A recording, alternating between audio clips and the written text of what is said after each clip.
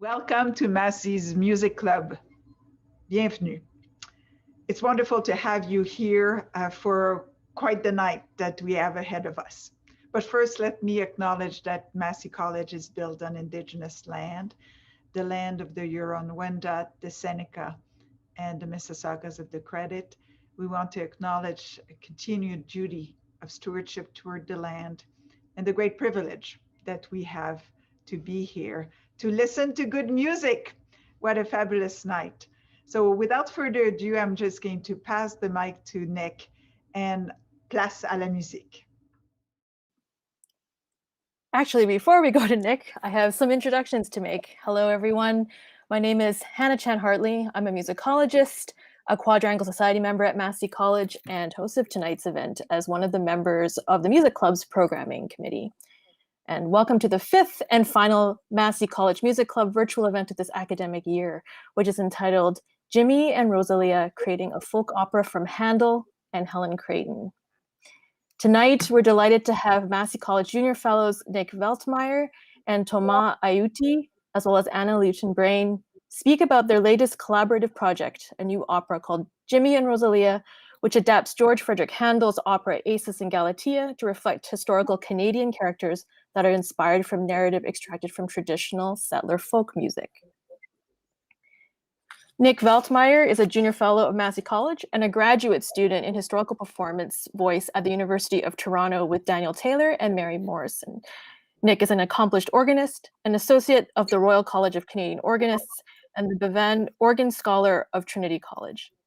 Nick also held the position of organ scholar at St. James Cathedral and the University of King's College.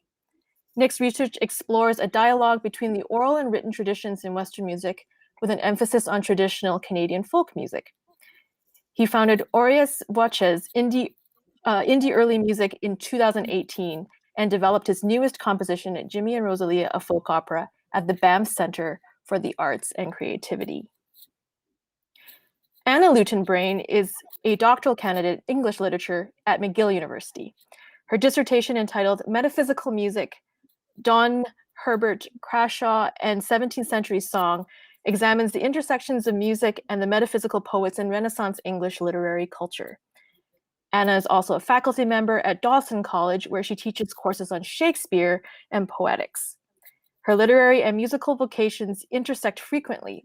She has led workshops on music and poetry at the Montreal Baroque Festival, the Stratford Shakespeare Festival, the Center for Research in the Arts, Social Sciences and Humanities at the University of Cambridge, and at the Guildhall School of Music in London. Thomas Ayouti is a junior fellow at Massey College, Franco-Iranian performer, stage director, and PhD student. After studying early music in the Conservatoire de Rennes, France, and acting in Paris, he worked on theater and dance projects in Paris and Berlin. Thomas studied philosophy at the Sorbonne in Paris and literature in the University of Nanterre. His research focuses on contemporary French literature, dance history, and art philosophy. He is currently completing his dissertation on the representations of HIV/AIDS in dance and literature in France under the supervision of Professor B. Havercroft in the University of Toronto. He is one of the 2020-2021 Brock University Cultural Leaders of the Center for Studies in Arts and Culture. Here's just a short introduction of the work that they'll be discussing tonight. Aureas Voces has been working on an opera, Jimmy and Rosalia, for over a year, written by Nick Veltmeyer, along with co-librettist Anna Lewton-Brain. The opera tells the tragic love story between a shepherd boy and young woman whose love transcends social boundaries and even death, and is based on George Frederick Handel's opera, Acis and Galatea, and the folk songs and stories of Nova Scotia as collected by Helen Creighton, Canada's first lady of folklore. Handel's opera was originally performed in a rural outdoor setting during an outbreak of the plague that closed the theaters in London. Aureas Voces will be presenting their new opera that showcases the depth and beauty of Canadian settler folk music in outdoor amphitheaters across the Maritimes this summer with an all-youth cast of rising stars. Welcome to all three of you.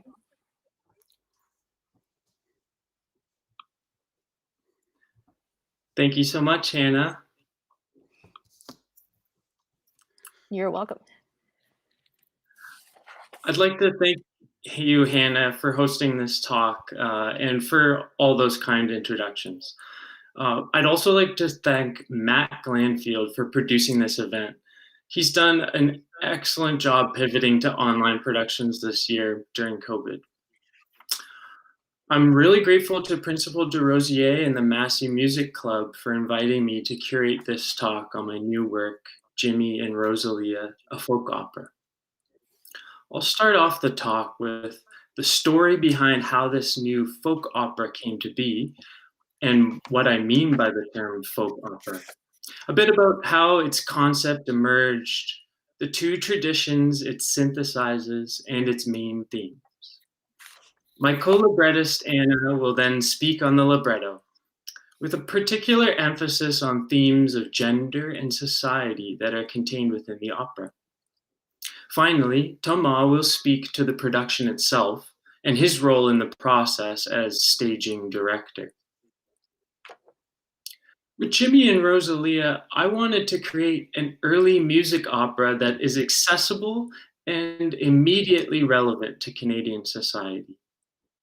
Jimmy and Rosalia adapts Acis and Galatea to reflect historical Canadian characters that are inspired from narratives extracted from traditional settler folk music. Acis and Galatea is an English opera by Handel and John Gay, where classical mythological characters were adapted to resonate with their 18th century English audience. The story of the genesis of Jimmy and Rosalia started with my involvement in a performance of Acis and Galatea here at the University of Toronto in the fall of 2019. And the rest of the story is also tied with the Faculty of Music and Massey College, which were the incubators for this creation. Students from Senior Fellow Daniel Taylor's Historical Performance Department at the Faculty of Music, along with seasoned professional singers and musicians, including members of Tafelmusik Baroque Orchestra, presented Handel's opera at the Heliconian Club in several sold-out performances. The production was directed by Isaiah Bell, Eric Thor, and Larry Beckwith, who adapted Acis and Galatea in an abstract manner. I summoned the courage to invite junior fellow Thomas Ayouti to attend the last performance. Now, Thomas and I had already formed a friendship based largely on sharing a glass of wine and talking at length about music, theater, and art, thanks to the Massey Junior Fellowship. As a proper Parisian, Thomas was somewhat critical of the abstracted interpretation of Acis and Galatea, which led me to ask, well, how would you have staged it? Suffice it to say that I was impressed by his answer. Only a few months later, Thomas had become the co-executive director of my arts organization, Aureas Voces, Indie Early Music. And we were workshopping Jimmy and Rosalia at the BAM Center for the Arts and Creativity. It was actually thanks to the Massey College travel bursary, the Pastoral bursary, that we were able to attend this residency. So I'd like to take a moment to extend a word of thanks to senior fellows Anne Craig and Fergus Craig for their support of the Pastoral travel bursary. As part of my master's degree at the Faculty of Music, I've written research papers on Handel's Acis and Galatea, with a particular emphasis on how he and his librettist John Gay treated their classical sources. Gay and Handel adapted the Ovidian myth, which was in turn taken up from Homer, who had taken it from much older oral sources. In Jimmy and Rosalia, I chose relatable archetypal characters from the ballads of the Helen Creighton fauns to portray the classical pastoral.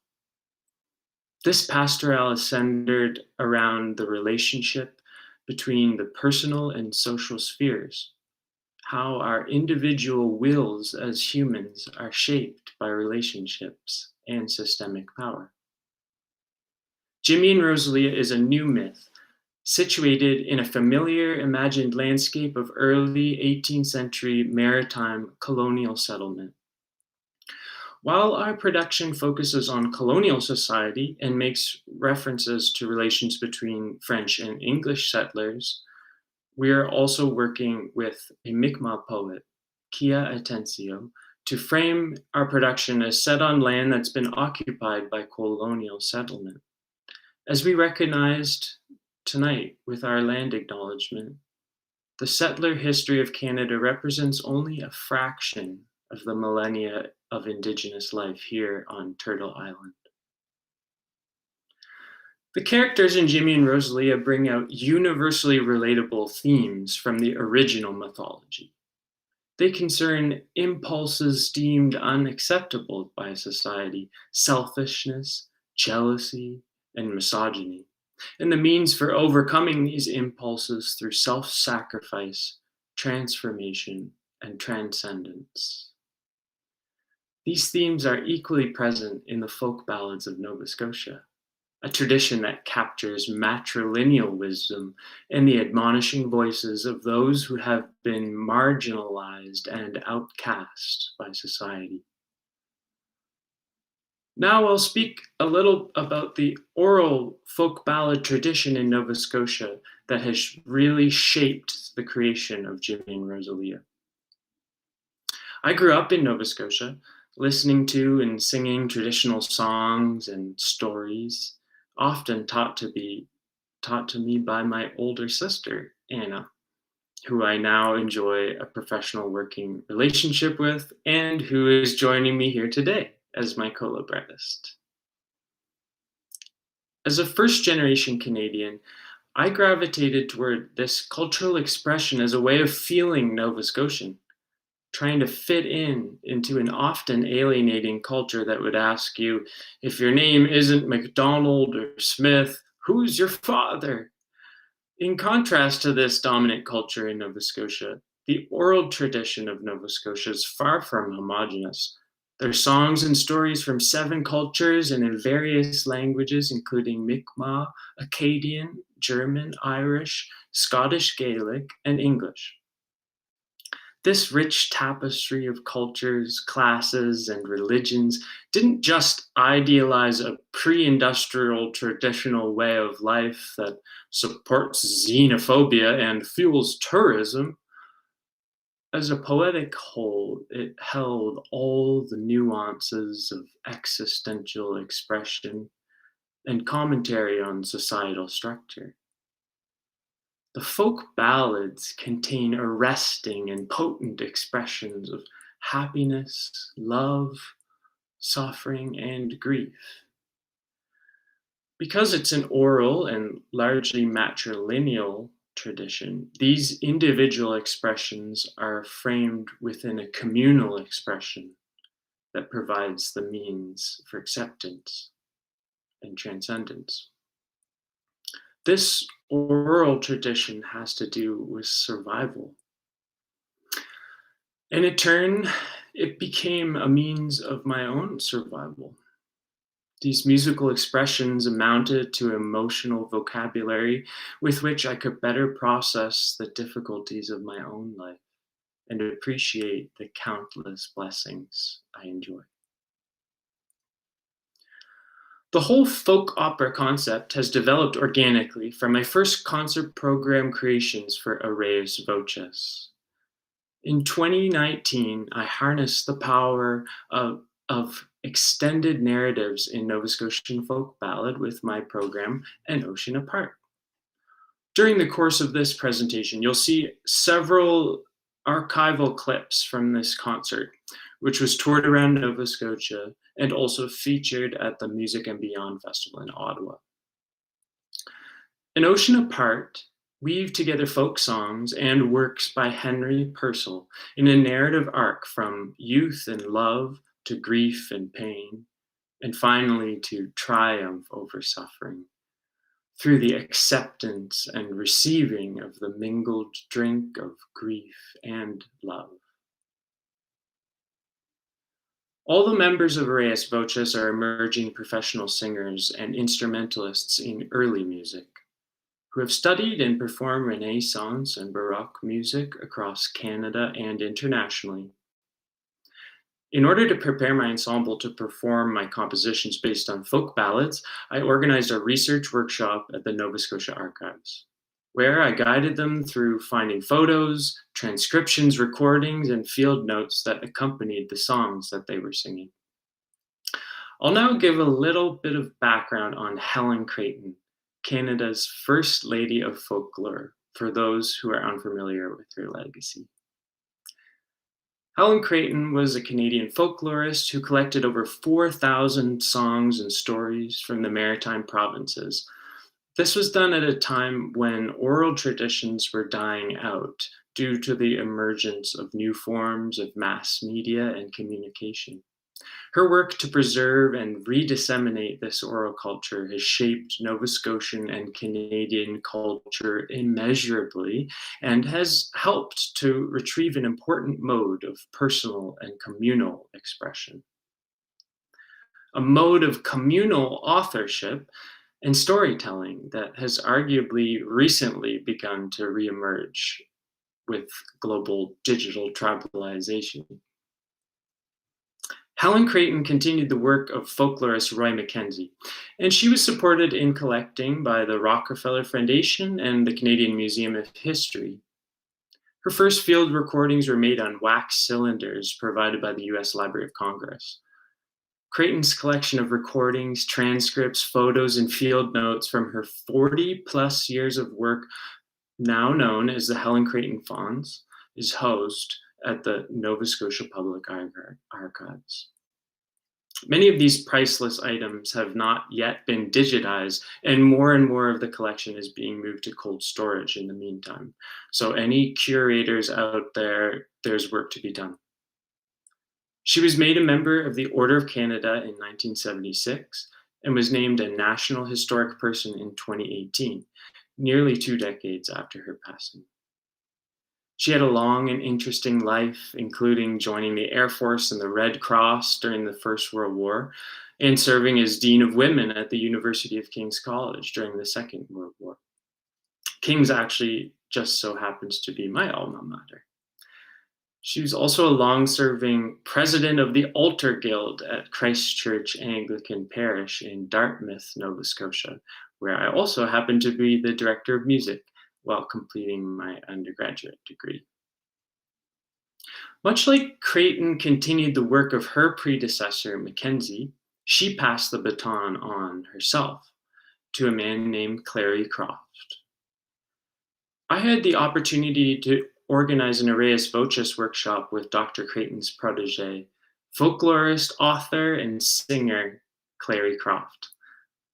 Clary was able to adapt many of the songs in a way that both expanded on them and elevated the original field recordings, while importantly preserving many of the characteristic features, such as strong, clear tone and distinctive ornamentation. Clary's artful interpretation of the Nova Scotia ballad certainly gave Dr. Creighton much pleasure. My whole approach to adapting the folk songs has been inspired by Clary Croft, and I've adapted them to an early music context, and it's been grounded in honoring the original source and the history of the songs, while developing the musical and textual aspects that inspire me most, in a way that is informed by my love and passion for early music. One of the most popular Nova Scotian ballads in Helen Creighton's collection is entitled If I Were a Blackbird. I'm going to show you a clip now, and you'll see a progression of this song from Dr. Creighton's original archival field recording to Clary Croft's interpretation, to my early music choral setting from An Ocean Apart, and finally to a much more abstracted setting from Aureas Voces' first digital production during COVID-19, Gathering.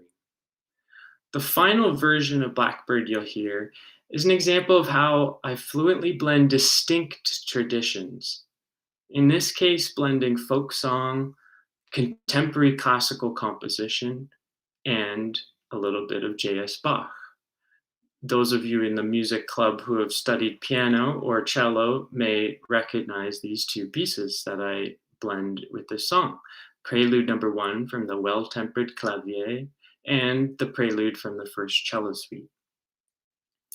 This piece represents the inspiration for Jimmy and Rosalia, embracing the contemporary, anticipating the emerging, and retrieving the traditional.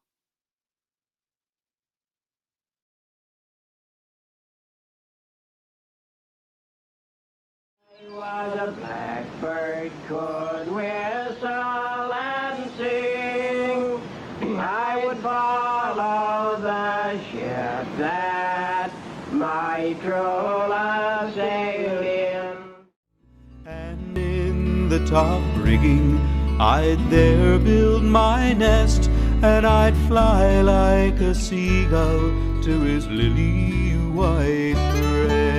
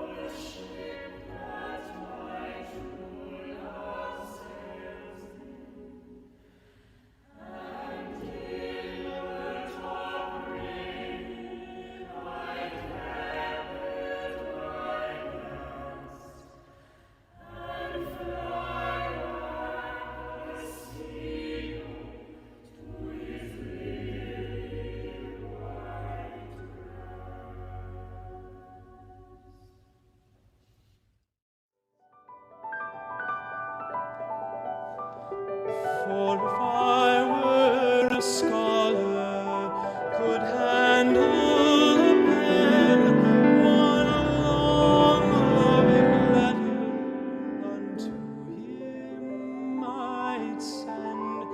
I'd tell him my sorrow, my grief, and my woe, and if I could but find him, I'd crown him with gold. For if I were a blackbird, I'd whistle and sing.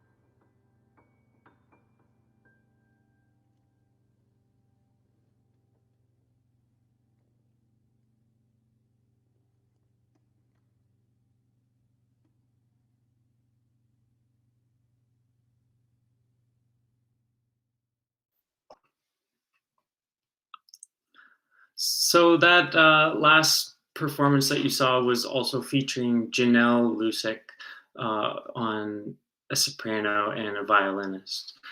And I hope that you enjoyed that. You'll see another clip later on from our concert, An Ocean Apart.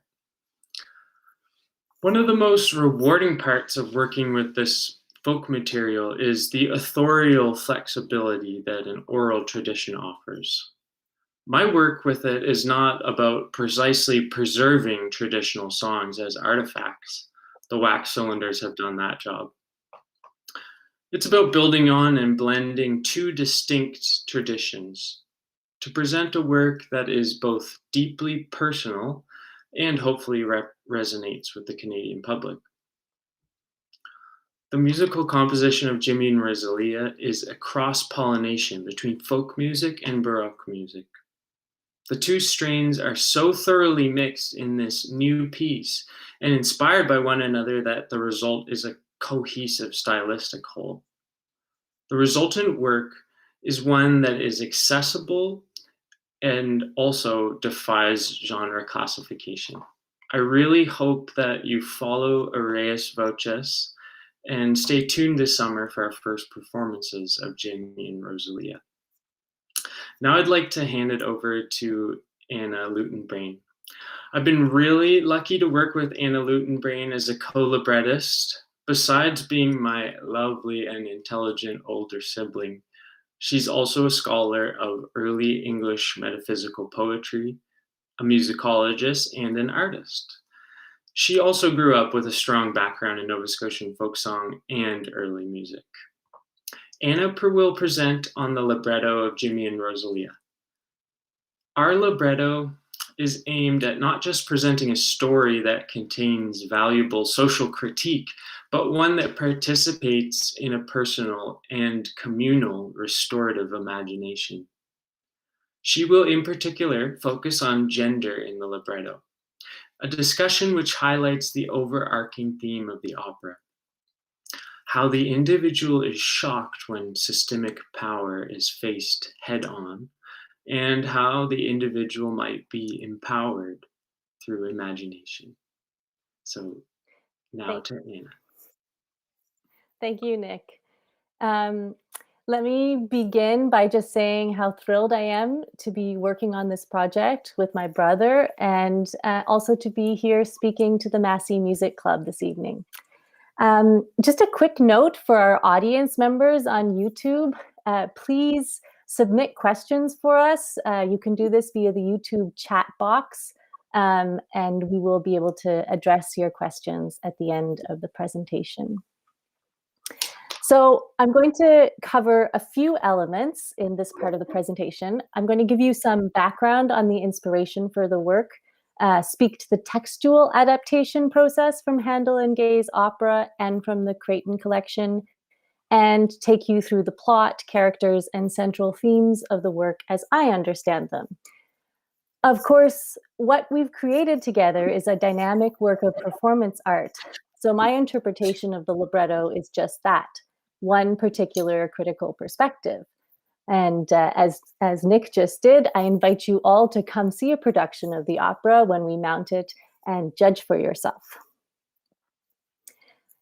Nick first reached out to collaborate on the libretto in the fall of 2019. And this was the height of the Me Too movement. It seemed like every day there was some new painful but necessary public reckoning with the damage that patriarchal systems and men in power had wrought. Nick and I knew right away that we wanted our opera to center on a female protagonist, and that we wanted it to speak to the current climate of social reckoning with sexual and patriarchal trauma. The other thing that we were certain of is that we wanted our opera to be dramatic and affective, to relate to a modern audience. And to achieve this, we needed to look not just to opera librettos as models for our own, but to more affective dramatic forms. As a scholar of Renaissance literature, naturally, the model I turn to is Shakespeare. We desired to bring into opera, through our libretto, some of the complexity, energy, and power of stage drama.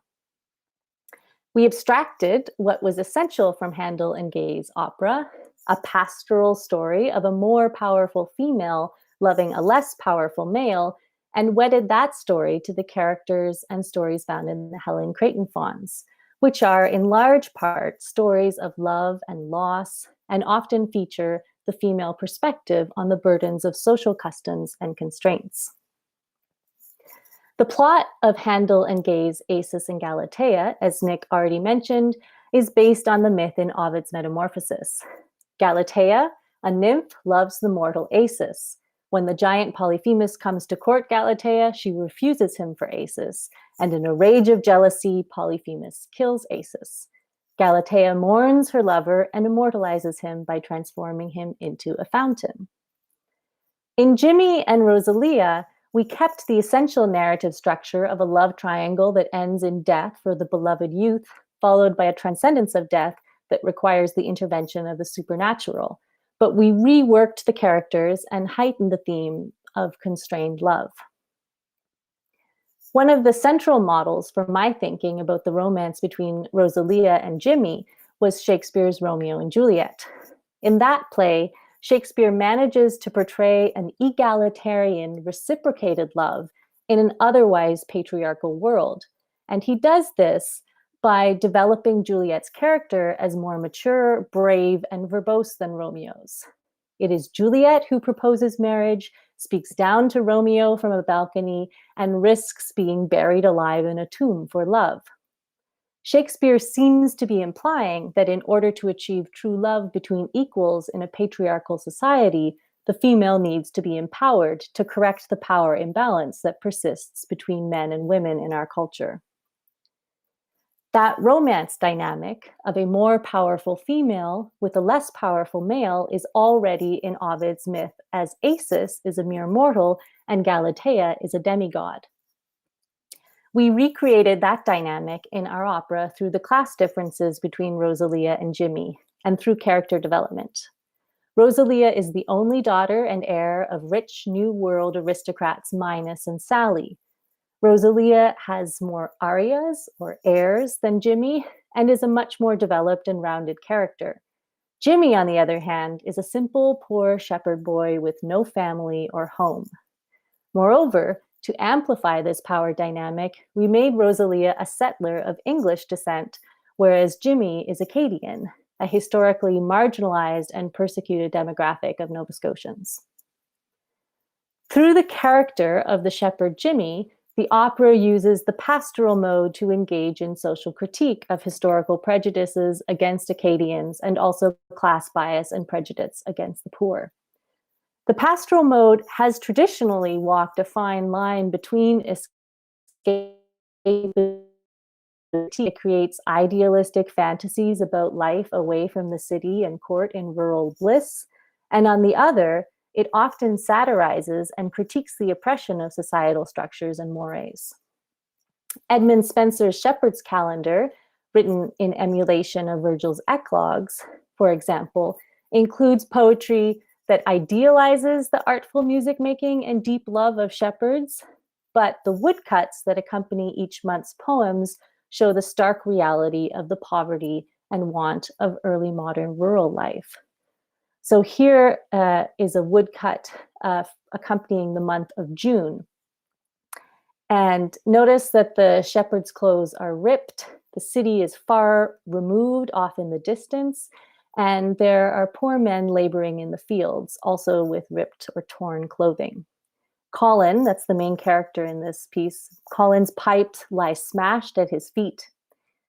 The pastoral countryside may seem a place of poetry and music and little bluebirds, but rural life is rather a place of hard labor, of poverty, and of suffering.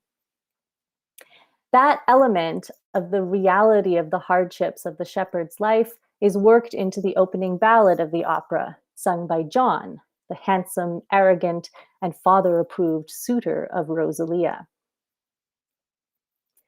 John, who correlates roughly to Polyphemus, sings with disdain in the overture about Jimmy. Young Jimmy has no family, nor home to call his own, and with his look of mean estate, he's last of all in town.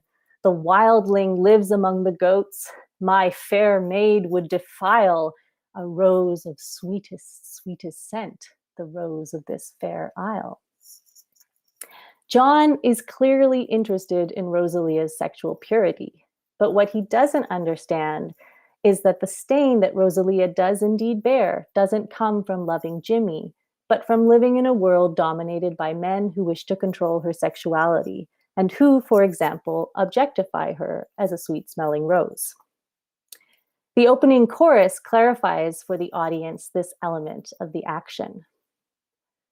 They sing, "Oh, the pleasure of the plains, happy nymphs and happy swains, harmless, merry, free and gay, dance and sport the hours away. Though all seems gay and free, beneath the veil you'll see a secret horror wounds the heart that sings to thee. And from this heart so dear, a story true and clear that echoes ever on eternally you'll hear." The first verse of the opening chorus is from Acis and Galatea, but we've replaced Gay's elaboration on the pastoral nature imagery in the second and third verses with her own lyrics that lay the groundwork for Rosalia's story, commenting on the action to come, much like a Greek chorus might. This is a story that asks listeners to look deeper beneath the veil of decorum and social custom to the heart of human experience. And the heart of Rosalia's experience is a secret horror. Rosalia, like every woman in this patriarchal culture, bears an invisible wound.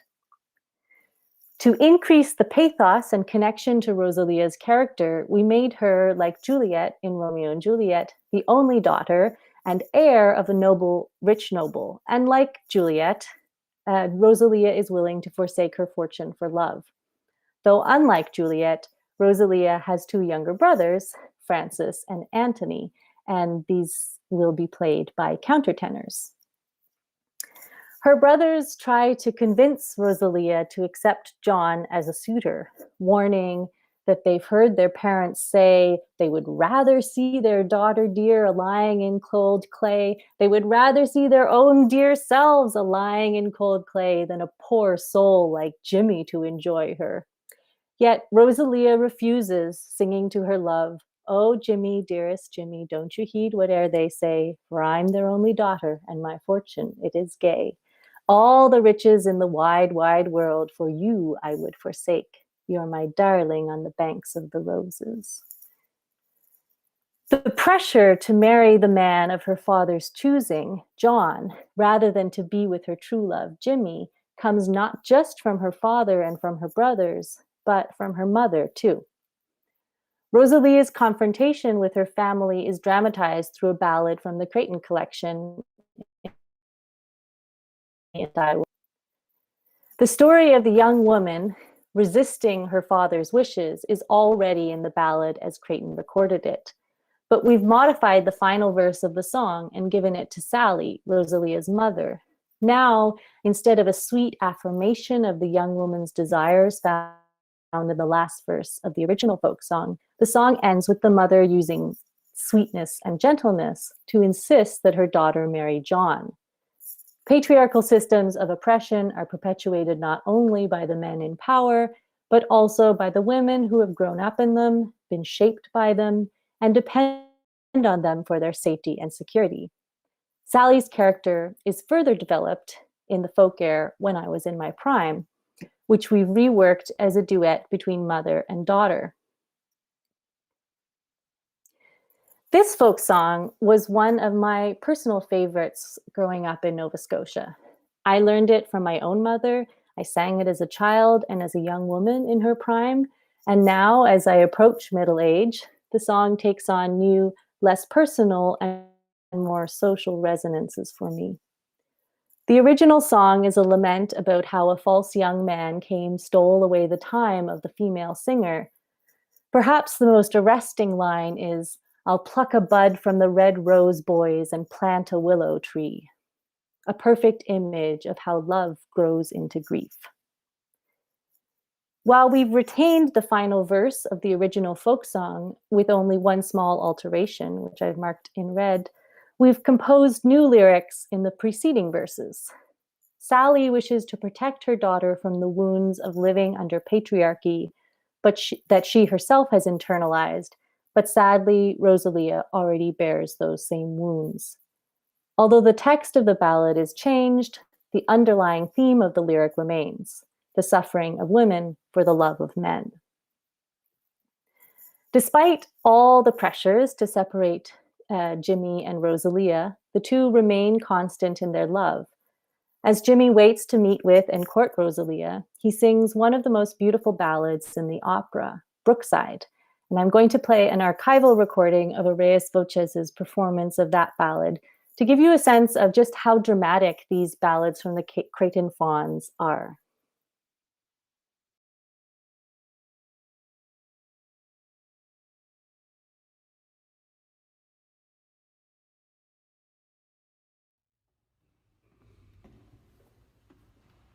As I wandered by the brookside, I wandered by the mill. I could now hear the brook flow fall, the noisy mill was still. No sound of grasshopper could I hear, nor the sound of any bird, for the beating of my own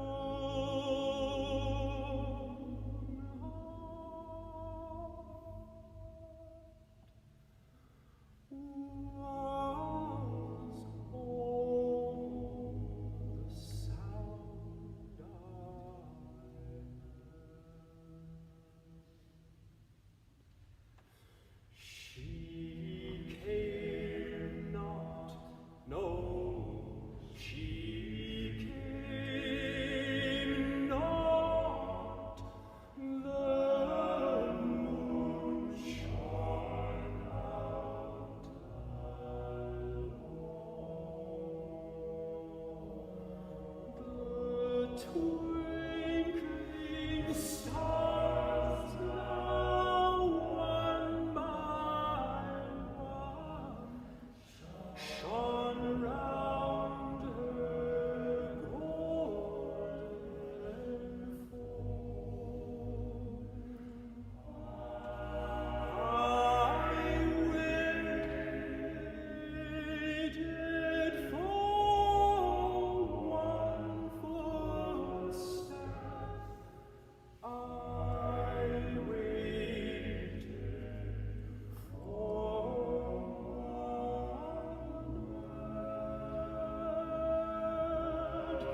but the beating of my own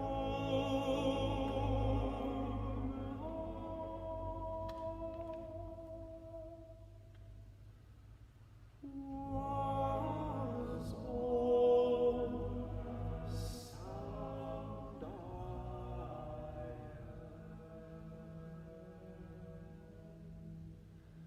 And as I sat there musing,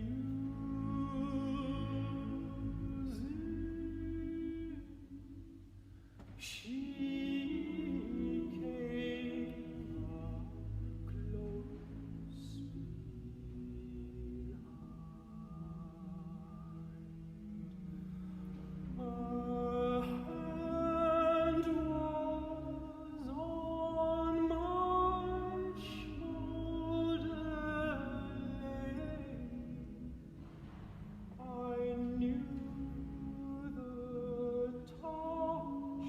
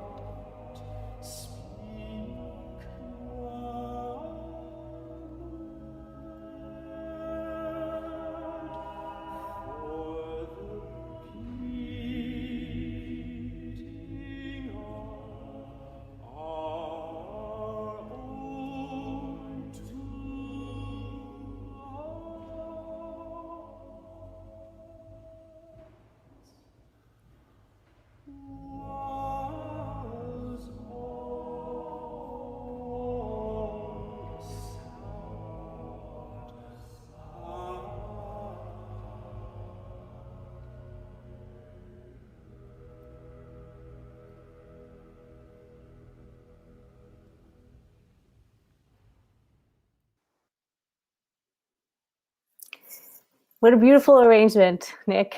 So moving. The one change that we've made to the text of this ballad is to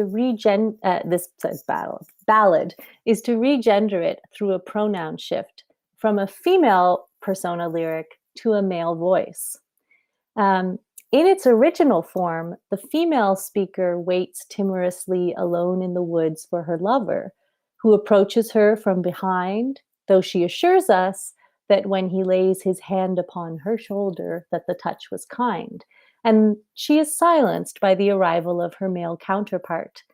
The ballad's refrain is, "I could not speak one word." The romanticized patriarchal world underlying this ballad in its original form, a world in which women must risk their social and physical safety to enjoy romance and sexuality, a kind touch, and are ultimately silenced by the presence of men, is undone by the regendering of the ballad's voice to male. Now the song actually works to feminize or emasculate the male hero, so that his tender longing for a meeting with Rosalia resonates unironically with audiences and helps to maintain the power dynamic between hero and heroine that I discussed earlier in reference to Romeo and Juliet. At the climax of the opera, the hero, Jimmy, is murdered. This action represents for us the potential of violent retaliation against those who don't conform to the systems of power. And we wanted to do all we could to make that deadly force not only understood, but felt by our audience. In Acis and Galatea, the climactic moment of Acis's murder has not always carried the dramatic intensity that it deserves. Polyphemus seems to disarm Galatea, but then shockingly becomes destructive to the point of being capable of annihilation. Acis's death should be a moment of tragic pity and fear and a confrontation with the true nature of power. But here, for example, in a 2009 production directed by Christopher Hogwood at the Royal Opera House, Covent Gardens, the music is beautiful, but the moment seems a little less than transformative.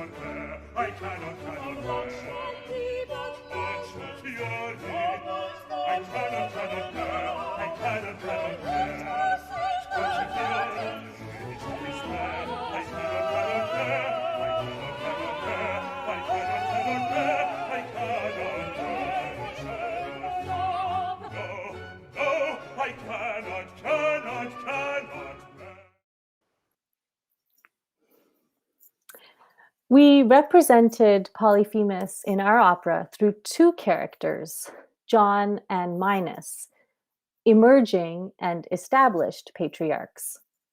The violence at the end for us is patriarchal violence, and thus both men participate in Jimmy's murder. We hope this change helps to intensify the climactic moment so that audiences feel as well as understand the threat of violence to those who transgress the social order. We were inspired to make this change by Act 3, Scene 5 of Romeo and Juliet, when Juliet's father dresses her down for not agreeing to marry Paris. In this scene, the patriarch's inability to control his daughter frustrates and enrages him to the point of madness. And I'll just read a bit of that scene. So Capulet says to Juliet, "Fettle your fine joints 'gainst Thursday next to go with Paris to St. Peter's Church, or I will drag thee on a hurdle thither. Out, you green sickness carrion, out, you baggage, you tallow face. Hang thee, young baggage, disobedient wretch. I tell thee what, get thee to church o' Thursday, or never after look me in the face. Speak not, reply not, do not answer me. My fingers itch. Wife, we scarce thought us blessed that God had lent us but this only child, and now I see this one is one too much, and that we have a curse in having her. Out on her, Hilding. God's bread, it makes me mad. Day, night, hour, tide, time, work, play, alone, in company, still my care hath been to have her matched. And having now provided a gentleman of noble parentage, of fair demeans, youthful and nobly allied, stuffed, as they say, with honorable parts, proportioned as one's thought would wish a man, and then to have a wretched, puling fool, a whining mammet, in her fortune's tender to answer, I'll not wed, I cannot love, I am too young, I pray you pardon me. Graze where you will, you shall not house with me. Look to it, think on it. I do not use to jest. Thursday is near, lay hand on heart, advise, and you be mine, I'll give you to my friend. And you be not, hang, beg, starve, die in the streets, for by my soul I'll ne'er acknowledge thee, nor what is mine shall never do thee good. Trust to it, bethink you, I'll not be forsworn. This intense explosion of emotion prompts some play. Juliet asks, is there no pity sitting in the clouds that sees into the bottom of my grief? Like Juliet in this moment of crisis, Rosalia looks for divine intervention in her time of grief and loss. But while divine providence works against Juliet in her tragedy, and in so many of the songs of the Helen Creighton collection, love ends in irreparable loss, in Jimmy and Rosalia, the Deus ex machina plot device allows for a triumph of love over death. With the help of the goddess Fortuna, Rosalia travels to a distant shore in a dream vision, and clad in a mantle of green, symbolic of her vitality and strength, saves her beloved from death and brings him back to the mortal realm. The supernatural conclusion of the classical pastoral narrative speaks to the fact that this piece of art moves beyond just a critical perspective on society, but leaves space for an imaginative improvement on our circumstances. This is in stark contrast to the realism of the folk narrative, but both serve the same purpose: the formation of communities of young people through admonishing their mistakes, comforting their grief, and letting us all participate in a collective imaginative vision. The opera closes with a reprise of the first air sung by Jimmy, Oh Here's a Health, now sung as a duet between Jimmy and Rosalia. And the final verse is sung by the whole cast in a meta-theatrical moment that sums up our hope for this opera as a work of art, that it will not only be a beautiful creation and a meaningful creation, but it will also be an affective and therefore an effective creation. And when this night is past and over, and dawn's bright light appears again, we all shall love just as we are loved. We all shall bear each other's pain. So much of whether or not our opera succeeds in moving audiences, of course, depends on the performance, on the abilities of the singers, and on the staging. So now I'm going to hand it over to Thomas Ayouti, our brilliant stage director, who will take us through some of his thinking about the opera production. Thanks. And thank you very much, Anna, for this beautiful reading of the libretto. Every time I hear you, I feel that I understand a bit more of the work that we are doing, and I think it's fantastic. I'm very, very grateful to be with you tonight. I'm from Paris. It's a bit late for me, but I'm very grateful to share that time with you and to be able to speak a bit on this stage direction and the project itself and how we will produce it. I'm also very grateful to Massey College because meeting Nick was possible thanks to Massey, because we are both two junior fellows, and we met last year in the college. So thank you very much for that. I will just add a little something. It's a bit of a patriotic note or chauvinist note, but Acis et Galatea is also a very important French opera from Lully. Jean-Baptiste Lully composed in 1686 for the Grand Dauphin, the heir of Louis XIV. And I just want to highlight the fact here that Acis et Galatea, so the French version of Acis and Galatea, that is of course prior to Handel's work, was a very, very important European success at the time. And I think it's interesting because it was actually a very popular hit musically. It was performed all across Europe. It was the Passacaille, which ends the Lully's work, was actually very, very shared, not only in France, but also across the Channel, so in the UK, but also across the whole Europe. And I think it's interesting because to have such an opera story that tells this story of being of love, a love story of people being crushed, of young people being crushed by society, is of course something that matters a lot to our production. So that's it for the little like patriotic French note there about the story of Acis and Galatea. What I want to talk with you tonight is basically how do we do to bring that story into a live performance. And there are three keys I want to share with you. First of all, our cast, our fantastic cast that I will be working with. And then I want to address a bit this idea of mixing and matching highs and popular culture themes together, how we can translate that onto the stage. And finally, a question that I think we all have right now, which is like, how do we do a performance in COVID time? So that's basically what I want to talk briefly about with you tonight. And first is our beautiful cast. So we heard Anna talking about like how the story tells these two lovers being crushed by patriarchal heteronormative society that basically crush them and bring them to death, bring Jimmy to death. And I think it's something that talks a lot about this moment in life where you have to comply with the rules. And this is very easy to do when you have a group of young artists, because it relates directly to their experience and it makes the show being very visible and obvious. So not only the people with whom we're working are extremely talented, but they're also perfectly fitted for what we have to say on this performance. And of course, I would say that having young performers in this moment where a live performance is not available, is not possible, that all of these desires to perform live are also crushed by this moment, makes it even more meaningful. This is one of the things that I really appreciate with this production. It's just like, we don't have to go very far. I don't have to go very far to express what's going on, because we already have obvious pictures on stage with this group of young people. And of course, the idea here is to not be abstract. I think if you have young people, if they can express their desires, if they can express their will to enjoy their life, this is going to be a success on its own. We don't need to highlight it even more.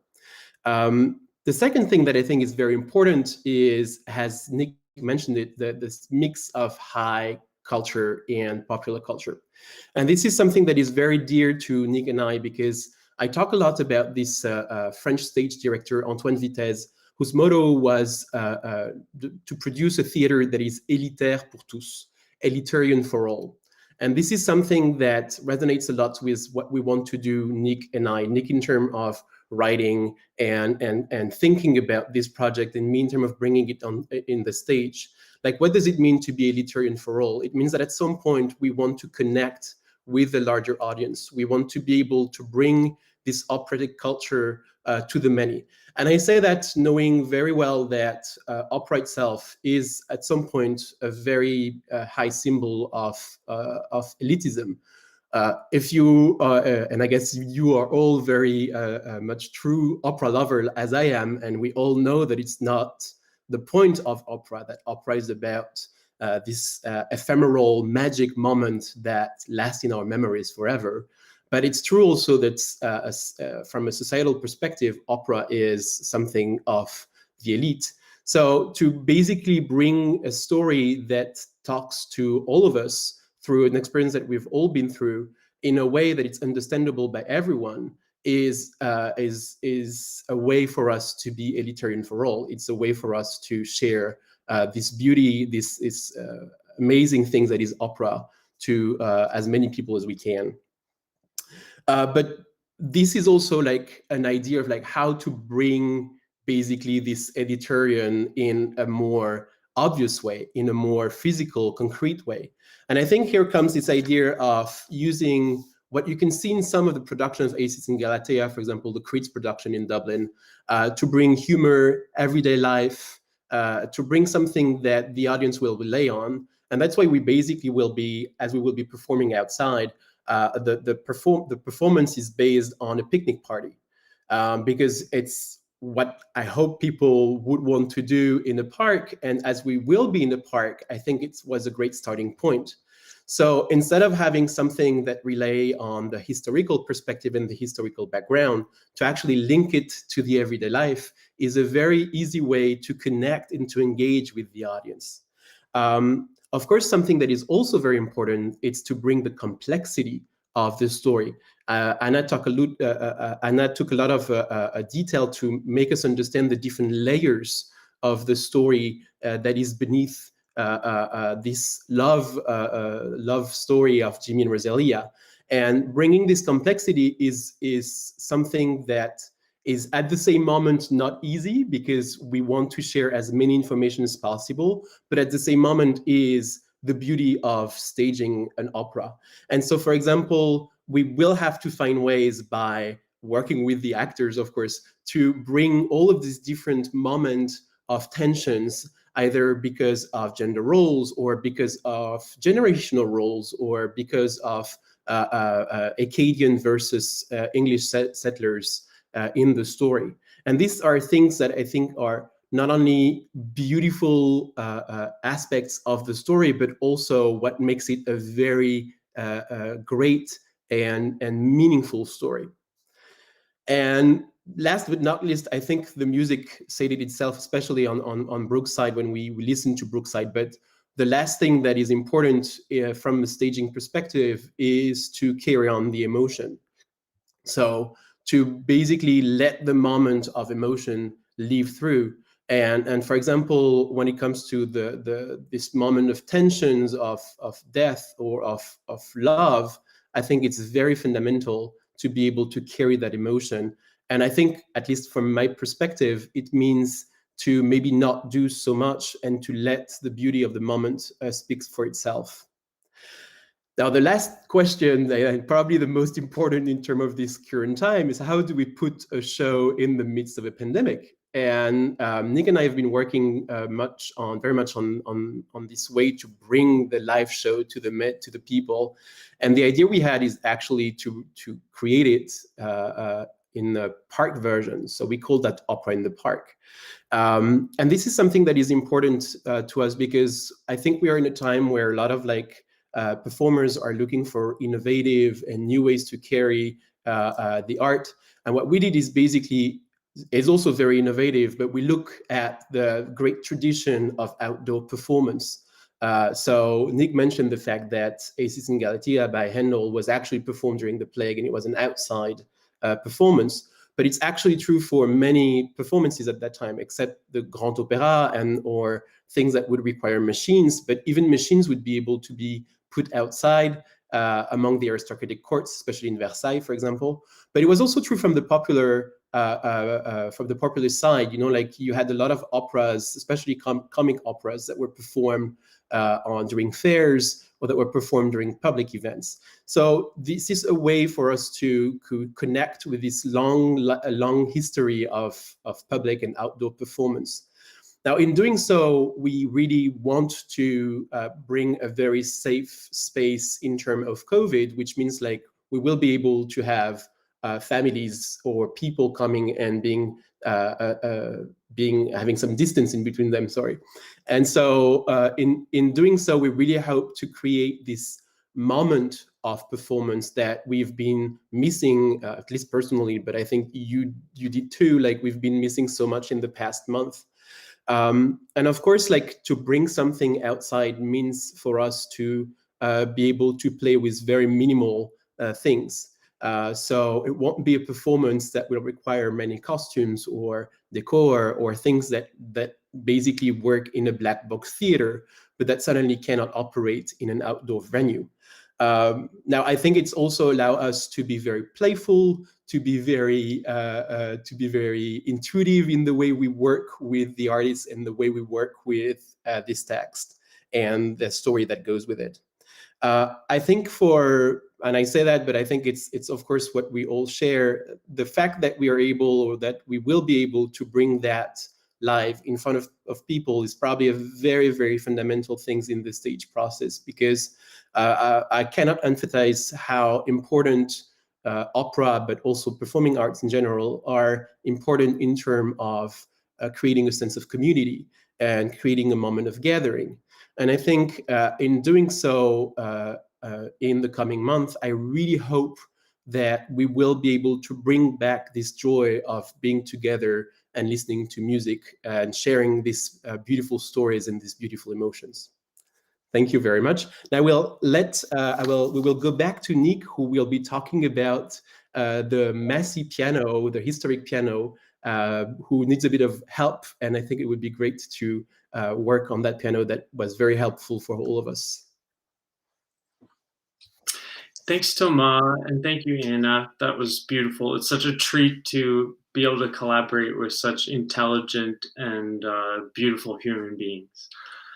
Before I send it back to Hannah, who's going to hopefully take a few questions from the audience, of course, keeping in mind that between the three of us, we have quite the breadth between literature, dance, drama, and music. Before that, I need to talk to you a little bit about the beautiful Steinway piano that is in the basement of Massey College. It is an historic instrument, and it's in quite bad disrepair, and it needs your support, it needs your help. So this is a plea to friends of the college and members of the college to all come together and make a contribution to help restore our beautiful piano. This piano actually, it really enriches the lives of many junior fellows, myself included. I wrote a lot of the opera score on this piano, and even our principal uses this piano for her own practice. It's part of having a beautiful, real instrument, historic instrument, is part of the cultural life of Massey College. And I just want to, anybody who can make a little donation or a big donation, please do.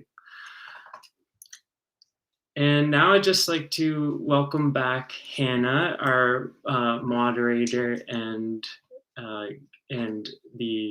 to basically, yeah, if there's any questions for us to field them. Thank you, Hannah.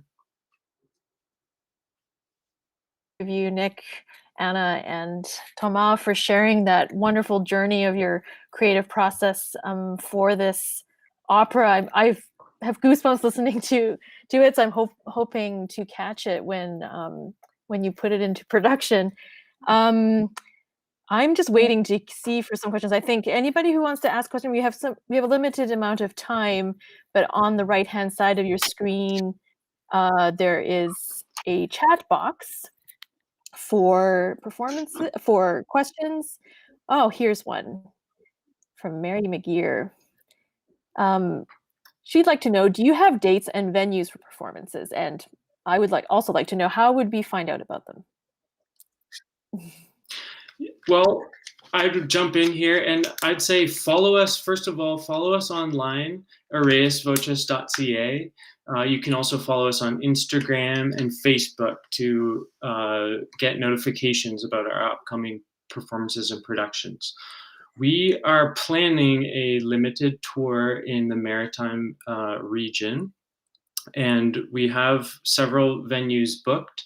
The first one is the Amphitheater in Annapolis Royal on June 20th. And these are very small productions, physically distanced audiences. So do keep an eye on our website because the tickets will go fast.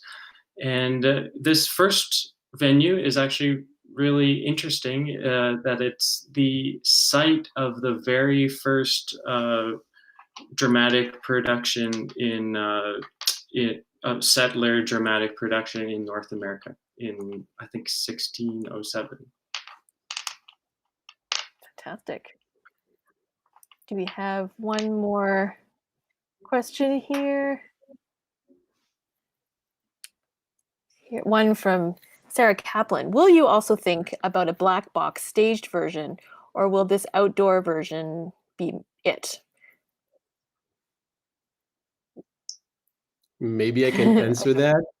Yes, it's Go ahead, Thomas. Of course, that would be great. That would be great things if we can move from the outdoor into indoor. When we thought about it with Nick, it was the idea. It was like, okay, we need to find a solution for this year.